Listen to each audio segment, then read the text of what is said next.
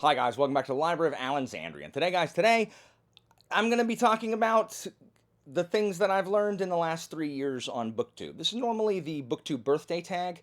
First of all, people are doing tags less and less. I think the popularity of the tag has died on Booktube, and that is sad because tags are fun. But the problem is the tags always ask the same kind of questions, and so people have a lot of the same kind of answers on those, which I understand. We all need to band together as a community and come up with really interesting, unusual kinds of tags, and then maybe we can bring them back. But regardless, the Booktube birthday tag is difficult because a lot of the stuff tends to stay the same, like why you got into this, or what your favorite part of this doesn't generally change. All that normally changes is, your favorite book or maybe your favorite video, that kind of thing. So rather than do that, and again, anything that takes a long time, I just procrastinate on. I'm just awful. A while ago, like back in May, I think, I asked people to ask me questions on my YouTube and my Instagram, and I would answer them here instead of just doing the standard Booktube birthday tag. So that's what I'm going to do here. It's going to be way too long. There's no way. Like, this is going to be so long with all these questions. So I'm going to cut it into at least 2 parts. I'm going to talk for about maybe, 30 minutes max, and then I'm going to cut it off, and then I will continue next time. And so you should do this so you can learn, you can hear me talk about things that, whatever. And then we can watch. It doesn't matter. Whatever. Without wasting more time. Let's get down to business. Let's talk about the stuff that I've learned and talk about my last 3 years on Booktube and your questions. So first of all, I will talk about a couple of the questions from the Booktube birthday tag, and the best part of this is the community. Like the best part of Booktube is being able to engage in other people's content, being able to talk with other people about the books you like, and not just that, being able to learn about other people's lives and their struggles and to be there for them and to support them, and to have this kind of community where that is without a lot of the bizarre hierarchies that exist in the real world, without this kind of feeling that you are less than. Booktube, more than most communities that I am or have been a part of, as a general rule, doesn't make people feel lesser just because they have fewer subscribers or fewer people watch them or don't even have a channel, etc., things like that.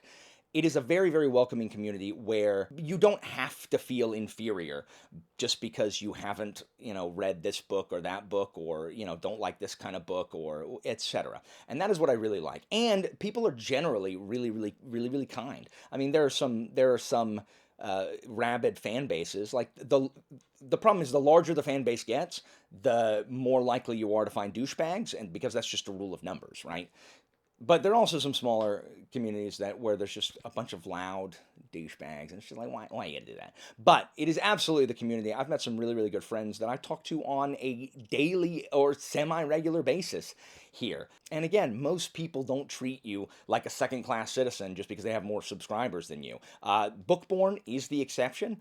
As anytime I get excited about something, she reminds me that I have fewer subscribers than she does, and to get back to the fields, it's not break time.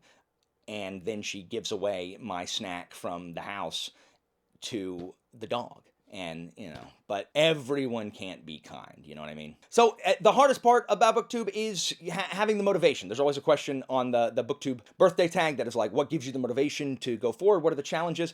I struggle with starting anything. My buddy Finn had, what do you call it? He had a scientific word for it. It is activation energy. I struggle getting activation energy, which is that energy you need just to get over the hump and productivity begets productivity. So I have a really difficult time when I'm not at work being productive. Now, when I'm at work at my job as a teacher, I'm productive all day. Like all day, every day, I am doing something productive. I work through my lunch. The problem is when I get home, I have difficulty doing work. I just want to chill out. So it is hard when I'm not there to get that activation energy to do it. I almost didn't film this video because I just filmed a video and I was going to reward myself, because that's the other problem I have, is like when I I'm going to do work and then I'm going to reward myself. Well, I do some work and then I'm like, I'm going to go reward myself. So that's even when I get the activation energy to do that. But I knew that it was going to be more difficult if I took a break and came back to film this video than just to continue the momentum I had from filming the previous video. And so I did. And so I'm very proud of myself, pat myself on the back. Small victories. We take them where we can get them.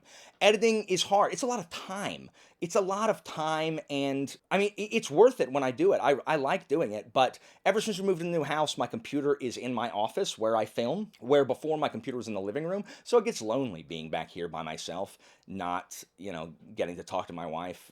She's not roaming around the house or whatever. So that kind of sucks. I've considered moving my computer to a different room so that I can be out in the open, because I honestly do think that I would edit more if I didn't have to come back here to, sequester myself. But who knows? So that's the hardest thing. But the motivation is that I really appreciate you guys' response to some of my videos.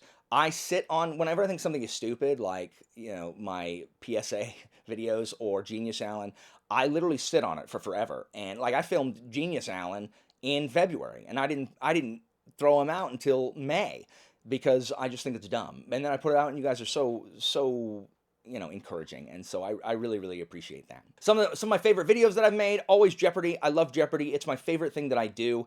I have gotten really busy, and it takes a long time. It just takes a long time to write Jeopardy questions, guys. It's not as easy. I mean, if you think it's easy, it's not that easy, because you're not just writing trivia questions. Good Jeopardy questions often hint at the answer within the question, but without a completely blatant way that makes it too easy. So it's really difficult because you're not just writing a trivia question. And a lot of mine deal with wordplay, which is really my favorite thing ever. Thank you guys so much for the response to the perhaps category. It is by far my favorite. And I'll say now, is there anyone that you want to see on Book Jeopardy in the future? Please let me know in the comments if there is anybody you want, and I may ask them. So the problem is I don't have any specific people that I ask or don't ask. Like, no one's on my never list and no one's on my must-have list.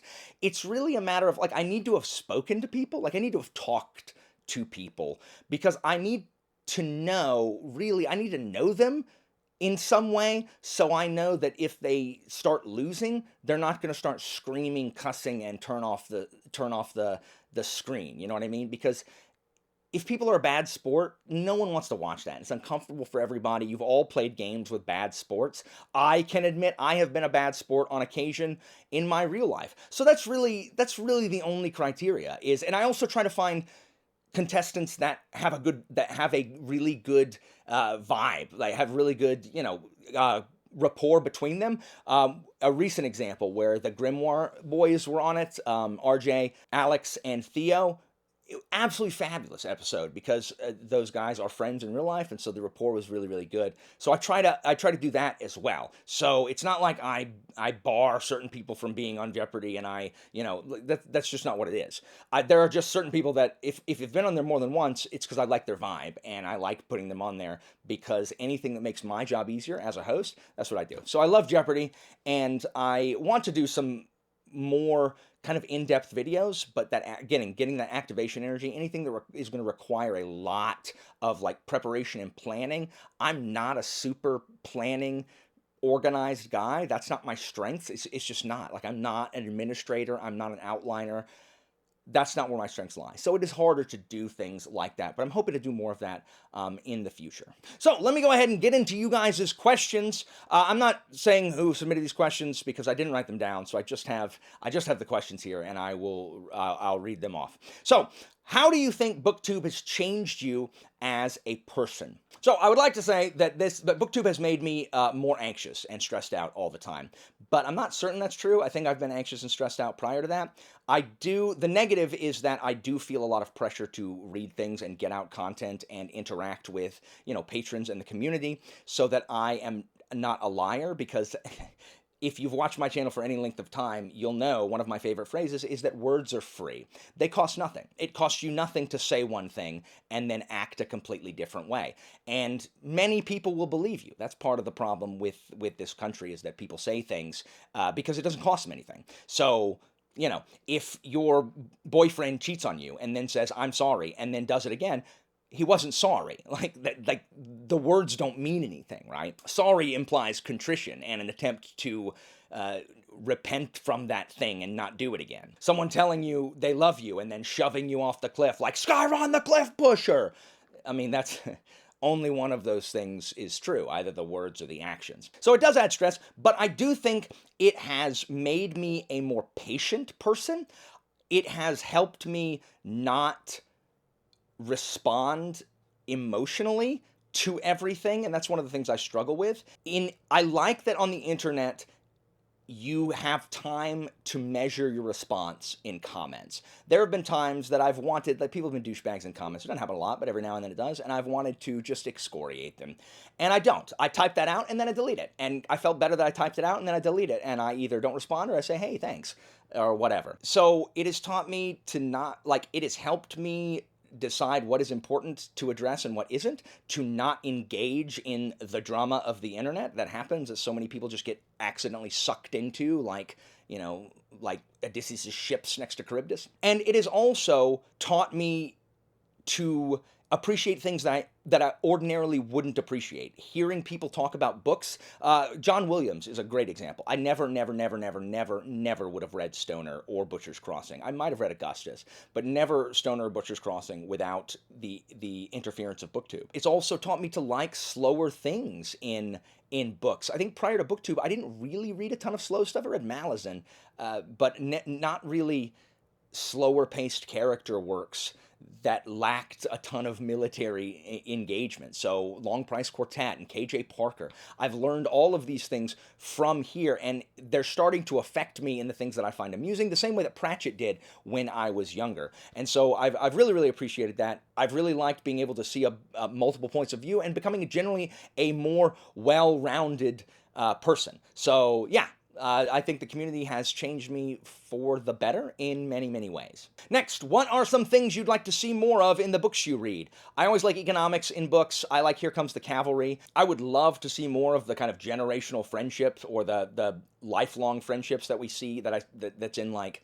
Daniel Abraham. I would love there to be more Flintlock fantasy and more steampunk that isn't bad. So, you know, I would love that. I would love to see more legal or political thrillers in the vein of Justice of Kings. And I would love to see some more historical fantasy being thrown out there in the vein of Gemmell or Stephen Aryan, or anybody else that does historical fantasy, but that's just me personally. And I'm sure I should have read these questions over and thought about them before coming on here, because I'm sure on one of my streams I've said something that I really want to see in fantasy, and now I can't remember. So, I mean, dwarves, maybe a return to dwarves.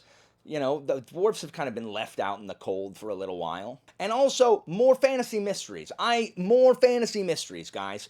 Aaron Evans in Empire of Exiles, Ed McDonald in The Daughter of Redwinter, Jacqueline Hagan in Wickwire Watch. I'm loving the mysteries that Hexologists by Josiah Bancroft coming out in September. I'm loving the mystery elements of a lot of these fantasy books that they're actually more recent. So more of that, please. And of course, and always, more boats. More boats. More dots. Not dots, just boats. All right, question. Philip wrote this one. If you had to be stuck as one of the alternate Allens for the rest of your life, which one would you pick, and why would it be Posh Allen? So it wouldn't be Posh Allen, though it would be Posh Allen because he's rich and aristocratic and sits around drinking tea and, like, all day. It would not be Suave Allen because he's French, and no. It would definitely not be Cowboy Allen because he works with his hands, and I don't want to. Maybe Genius Allen because he can invent things like Kyle Aid that makes me read really fast. Probably that one. Yeah, probably that one. So... Thanks, Philip, for that delve into Alexandria lore. What is your favorite snack while reading? I don't really eat while I read, mostly because I'm reading physically, and I don't read... If I can, I read mass market paperbacks, which require, like, my hands. Like, sometimes I'll hold in one hand and eat with the other, but ordinarily, I don't really eat while I read, unless it's the Kindle, because I can lay it flat or prop it up and just, like, tap the thing. I don't snack really in general, so if I do, it's probably it's probably like Doritos, like Cool Ranch Doritos. Cool Ranch Doritos can be really like the bags. Every now and then you'll get a bag that like none of this has any of the freaking ranch dust on it, and then you get a bag like I had recently that was just it was like the treasure of the Sierra Madre worth of ranch dust. Like, and Christina stole freaking one of the chips that had it was covered in it, and you know, and that was the end of our marriage. So, are you a sweet tooth? Not really. I like ice cream, and that's just a recent thing. I do like ice cream, and I love gelato. When I'm in Rome, I had gelato all the time. So I do like ice cream. Other than that, not really. Like, I like Starburst sometimes, and I like the cookies and cream, like, candy bars, the white chocolate ones. But other than that, I don't really like a lot of sweet stuff. I'm not really a dessert kind of person. Like, I don't like cake, really. I don't like pie at all. I don't like cookies. I just you know, I don't really have that much of a sweet tooth ordinarily. Also, would you do a watch along for an adaptation? I absolutely would. If there was ever an adaptation that was going to come out that I gave a crap about, I would do a watch along for it. For example, The Winter King is coming out as an adaptation. I would absolutely do a watch along for that. The new Shogun adaptation that is coming out at some point, I would absolutely do a watch along for that. Those of us who read Shogun were going to do a watch along of the old Shogun miniseries, and then we just didn't. Whoops. But yeah, I would absolutely do a watch along for a series that I liked. I would have done a watch along for The Watch if it wasn't absolute pure garbage that was a violation of the Geneva Convention. So, you know, it's just most of the adaptations that come out they're not of things that I care about. They're not things that I really like. And that's why. And that's mostly because the things that I like aren't super popular, and therefore no one would watch them. So, you know, but you just wait. The HBO miniseries of Folding Knife, I'm there. Have you always been a fantasy reader? I know that you delve into historical fiction, but are there any books you've read and loved that people would be surprised at? So, yes, I've always been a fantasy reader. I read a lot of dinosaur and shark books when I was young, and then I was exposed to D&D, and I read like Greek mythological books. In fact, my mom found my original Greek myth book that I had when I was a kid, and you know, it's got mildew on it and everything because it's been in storage for forever. But I found it, and that is awesome. And if you know which one it is, it's the one with the terrifying, like, colored pencil drawing of Cronus going, eating a big old rock. Let me know if you know that book. But yeah, I was introduced to D&D in the 5th grade, and from then on, I read D&D books, and I have been sold with fantasy. My very first fantasy book in the 5th grade was The Legacy by R.A. Salvatore, and then I went back and read the other Dark Elf books. So yeah, I've always been a fantasy reader. I have not always liked historical fiction. Believe it or not, I really wasn't into the Romans, really, in high school. Like, I took Latin, and I liked Latin, but I wasn't super into the Roman history and the Roman culture.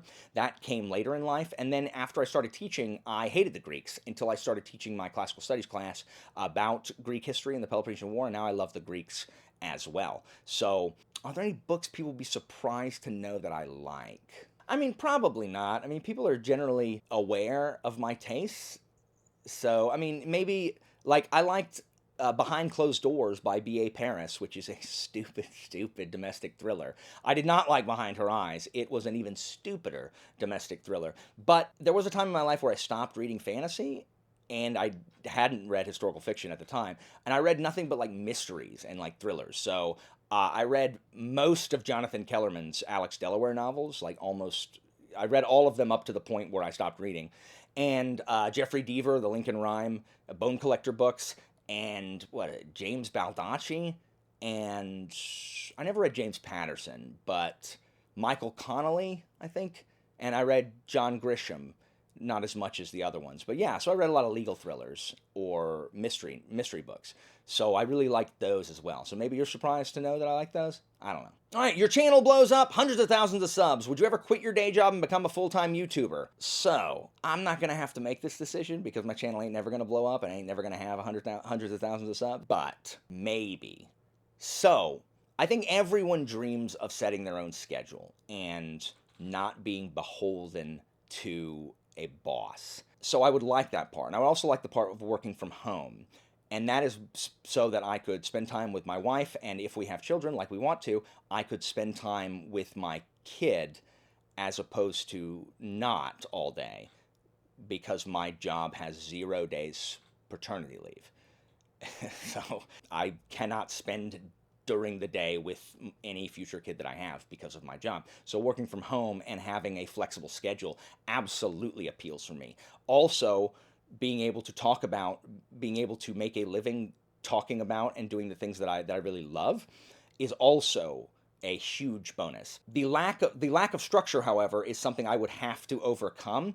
For example, in the summer, it is so hard for me to get up at a decent time and be productive. And I'm productive every day at work. And I get up at 6:30 and I'm at school by 7 and I work for an hour and 15 minutes to prep for the day and I work all day and I stay about an hour afterwards working. And I like that structure because it forces me to do something. I'm really good within that structure. And it would be hard to. Now, again, I am also a creature of habit. So if I got in the habit of it, I think it would be okay. And I also, there's something to be said about being one of those channels that has hundreds of thousands of subscribers. There is something to be said about being very, very, very small and very, very, very large, because those both possess a type of freedom that people in the middle don't may not necessarily have, or may not necessarily think they have. So when you're very, very small, you can take as many risks you want and do whatever you want because ain't nobody watching. Nobody's watching, so it doesn't matter. It doesn't matter. Take a risk, be yourself. That's what it's for. And I think a lot of YouTubers, I think there have been several booktubers in our community who have struggled with instant overnight success. You use this time while you have no subs to kind of figure out who you are as a person, as a reader, as a content creator, which is not a title that I like to use. And then if you have something that instantly propels you to above a certain threshold or whatever, now you feel like you're beholden to that and you don't really know who you are, but you're trying to chase that bump every time, and it becomes really, really disconcerting and really disheartening when you can't reproduce that a lot. And so I think there's something to be said about being small and trying to find your identity and just slowly building. Because as you slowly build, the people that stay with you are people who've been with you from the beginning. Like, I have so many people that I talk to on a daily basis that have been with me since near the beginning. Like, I forget that I haven't always known them. You know what I mean? But then I also think that people think that there is a certain amount of beholden that very, very large YouTubers have to have. That is not true. And this is because once you have reached a certain threshold, it is a self-perpetuating machine. You can produce fewer videos, and it doesn't matter because the algorithm is always going to push your videos because you're one of the largest in the space. And because of that, you are constantly going to get subscribers, and you're constantly going to have people adding on. And if you happen to have a large Patreon, that money is not based on views at all. And so when I hear these large content creators talk about how they can't do something because of the algorithm, that's not true. Because when your Patreon is really large and when you have tens of thousands of people watching every video you put out, like, just because you had a video that had 25,000 instead of like 50,000, you're not going broke. You're not. It's a difference between, can you make a living, or do you need to make the greatest living as possible? Because yes, then you have to stay in the algorithm and you have to stay with everything. You have to stay the main thing. Everybody has to click on your video and everybody has to watch everything you do so that you can maximize your revenue. But if you just want to make a living, which is all that I want in life, because I don't actually have expensive tastes, I buy books and I buy video games. That's pretty much it. So I think you can make a comfortable living while still doing the things you want to do without being beholden to having only really popular opinions, really common opinions, only reading books that the masses read so that the maximum amount of people will click on it. I think that you can do those TBRs and wrap-ups and all of those things and still do the projects that you want to do, even if they don't get a lot of views. Because remember, people probably aren't unsubbing for that, even if they're not watching, and they're probably not going to leave your Patreon just because you posted a couple videos that they didn't dig. So you have that steady source of income anyway. So I think you have a lot of freedom in the middle and in the top. Now, if you're mid tier, I guess, and you post an opinion that people don't like, well, then they might just go to another mid tier booktuber that has the opinion that they do like. Maybe. I'm speaking in broad generalities, of course, but I mean, just notice, ask just ask a handful of booktubers who their favorite booktubers are. Just ask just a random sample size who their favorite booktubers are, and I promise you that 9 out of 10, if not 10 out of 10, will list some of the biggest booktubers as their favorites, because we as human beings tend to associate popularity with quality, whether we've sat and thought about it or not. And I'm not saying they're not quality. That's not what I'm saying. So anyway, what a long rant that no one's listening to anymore. It doesn't matter. Back to the question at hand. Yes, I think I probably would, because I think the idea of working at home and being with my family really, really appeals to me. Now, I do think that will create a lot of stress, because if you have that many subs, then people are just going to be mean to you and say horrible things in the comments all the time. So I would actually pay, I would pay someone like Evie or someone, I would pay an admin to literally go through those comments and just delete them, so I don't have to live with them, because for some reason, if someone says something super mean, it like lives in my brain forever, even if I know it's not true and I don't care. So I would probably pay someone, or maybe my wife, to just go through and, delete the comments that are like, you're an idiot, don't know anything. I don't know, whatever. So I think I probably would, just because of working from home. I would love to work from home, but I also really, really like teaching, and I like what I do. I would miss the interaction. I would miss teaching. Like, I would miss being able to talk about the things that I like. So ideally, it would be a Booktube channel, and also, Kings and Generals would hire me or whatever. So I think I would. That's a longer answer than anybody wanted, but like, even if I was that big, like, it is not within me to chase the algorithm, ladies and gentlemen. I can't.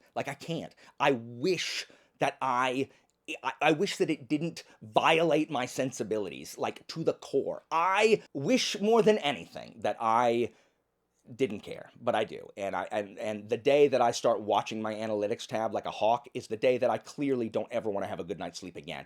I don't understand people that are obsessed with analytics. I just don't. I can't. Like, I've clicked on that tab more by accident than on purpose. So, it is what it is. So, and last question for today. Has a parent of one of your students ever discovered your channel or brought it up? No, I don't think I've ever had a parent mention my channel. Kids watch my channel. I mean, I don't talk about it, but, they just know. But I try to make it a point to not say things on my channel that I would be embarrassed to defend to somebody. Like, I'm ridiculous a lot of times. And yeah, I talk a lot of crap about the education system, but that is because I care and I want it to be fixed. So I try not to say things on my channel that I could get in trouble for, or that I would be embarrassed about. Every now and then, because it is extempore talk, every now and then I will misspeak, or in the height of emotion say something that, could be taken the wrong way. Or when I'm filming a video, I'll say something that, like, I always err on the side of caution on the internet, because, don't ever assume what people can get mad about on the internet, right? So I will take lives down if I say something that, could be construed weird, or that I don't want my kids to see, which is rare. So I'm not, they can see what they want. And if they think I'm talking about their kid, then their kid should, I don't know, not be lazy. The only kids I talk about negatively are the ones who are entitled and don't want to do any work and then demand an A from me. So as long as their kid isn't that, they'll hear me talking good about their children. So guys, that is it for me for today. That's part one. I've been talking for about 30 minutes. So I hope you enjoyed this. I hope that you'll watch part two when I get that out as well. I'm really enjoying this. Change it up a little bit from reviewing and wrap-ups, etc. So yeah, thank you guys so much for watching. If you got a comment on anything I had to say, put it down there. But just know that I am paying someone to delete you calling me a fathead. So that's it for me for today, guys. As always, information about my Patreon and Discord is down in the description, and I'll see you next time, guys.